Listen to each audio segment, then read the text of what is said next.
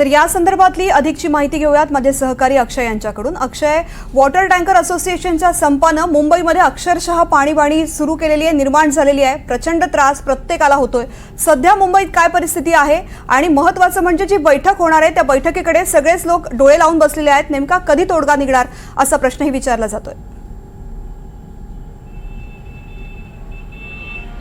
तृप्ती, या सगळ्या संदर्भात टँकर चालक संपावर गेल्यानंतर एक गोष्ट प्रामुख्यानं अधोरेखित झाली, ती म्हणजे मुंबईला इतक्या मोठ्या प्रमाणात खाजगी टँकरच्या पाण्यावर अवलंबून राहावं लागतं।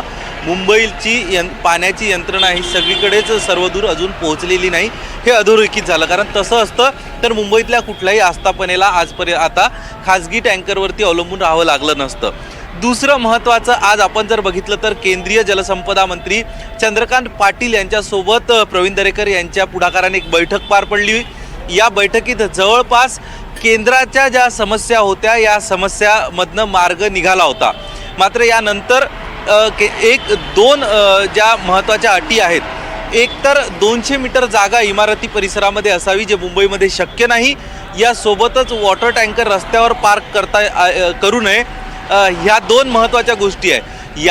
याचा देखील विचार केला जाईल असं जलसंपदा मंत्र्यांनी सांगितलं। मात्र अडचण आणि अडथळा कुठे येतोय सध्या, तर ते म्हणजे मुंबई महानगरपालिकेकडनं ज्या टँकर चालकाकडे, ज्या टँकरला पाणी पुरवठा करणाऱ्या सोसायटी असतील, विहीर मालक असतील, बोरवेल मालक असतील, ज्यांच्याकडे केंद्राची परवानगी नाही, त्यासोबत ज्यांचं त्या पाण्याचं परीक्षण झालेलं नाही, अशा लोकांना मुंबई महानगरपालिकेने नोटिसी बजावलेल्या आहेत। जर त्यांनी पुन्हा टँकर भरले तर कारवाई करू, असं मुंबई महानगरपालिकेचं म्हणणं आहे। मग अर्थात जर केंद्रीय मंत्री आपलं समाधान करत असेल, कारण स्पष्ट आता राजेश ठाकूर यांनी देखील केलं की आम्हाला केंद्राची परवानगी घेण्यास कुठलीही हरकत नाही, या दोन अटीबाबत देखील विचार केला जाऊ शकतोय। मात्र या सगळ्यात मुंबई महानगरपालिकेने आता ज्या नोटिसेस टँकर चालकांना बजावलेल्या आहे, या नोटिसी मागे घ्याव्या ही प्रमुख मागणी आहे। त्यामुळं आता जो चेंडू टँकर चालकांच्या संपाचा केंद्र सरकारच्या गोटात होता, तो चेंडू आता अर्थातच महाराष्ट्र सरकारच्या म्हणजेच देवेंद्र फडणवीस यांच्या गोटात गेलेला आहे। त्या बैठकीत महानगरपालिकेचे काही अधिकारी देखील उपस्थित होते। जी बैठक केंद्रीय जलसंपदा मंत्री चंद्रकांत पाटील यांच्यासोबत झाली, त्या बैठकीत तोंडी असं सांगण्यात आलं अधिकाऱ्यांच्या माध्यमातून की 2 महिने आम्ही शिथिलता करू, 2 महिने आम्ही कुठल्याही प्रकारची जी हॅरॅसमेंटवाली कारवाई आहे किंवा सक्तीची कारवाई आम्ही 2 महिने करणार नाही, तोपर्यंत मात्र या सगळ्या बाबींची पूर्तता या टँकर चालकांनी करावी।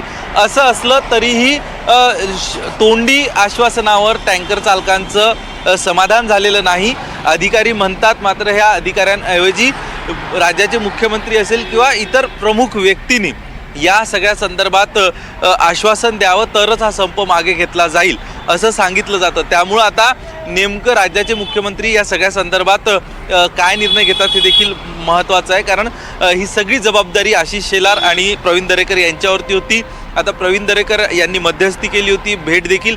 आता प्रवीण दरेकर हे देखील राज्याचे मुख्यमंत्री देवेंद्र फडणवीस यांच्याशी चर्चा करणार आहे असं समजतंय, आणि यानंतर नेमकं टँकर चालकांच्या या संपूर्ण भूमिकेवर आणि संपावर तोडगा निघतो का हे बघणं महत्त्वाचं ठरणार आहे। तुर्तास तरी जरी मुख्यमंत्र्यांनी काही जाहीर केलं तरीही टँकर चालकांची एक महत्त्वाची बैठक पार पडेल। सध्या मी ज्या ठिकाणी आहे त्याच परिसरात टँकर चालकांची संघटना उपस्थित आहे, मात्र वेट अँड वॉचच्या भूमिकेत आहे की सायंकाळपर्यंत काहीतरी सरकारच्या माध्यमातून आपल्या पदरी पडतं का, तर ते जर झालं नाही तर टँकर चालकांचा संप हा सुरूच राहील। आणि ज्याचा फटका आपण जर बघतोय की खाजगी कंपन्या आहेत, अनेक कंपन्यांनी त्यांच्यावरती पाण्याचा भार, पाणीबाणीचं संकट आलं, त्यामुळं वर्क फ्रॉम होम आपल्या कर्मचाऱ्यांना करावं लागलं।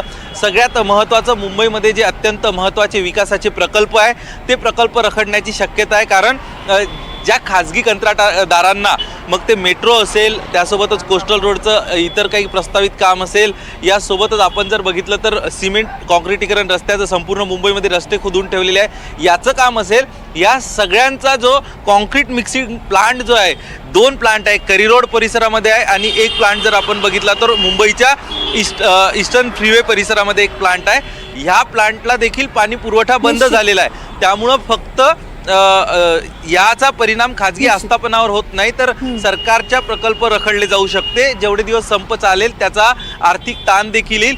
यासोबतच अनेक बिल्डर्स त्यांचं काम निश्चित, देखील अक्षय, बंद आहे. पाणी त्याचा अत्यंत परिणाम- महत्वाची गरज आहे प्रत्येकाची. मात्र पुन्हा एकदा एक अधोरेखित झालेलं आहे की पाणी सुद्धा मुंबईकरांची गती संथ करू शकतो. त्यामुळे या बैठकीमध्ये नेमका काय तोडगा निघतो हे पाहणं महत्वाचं असेल.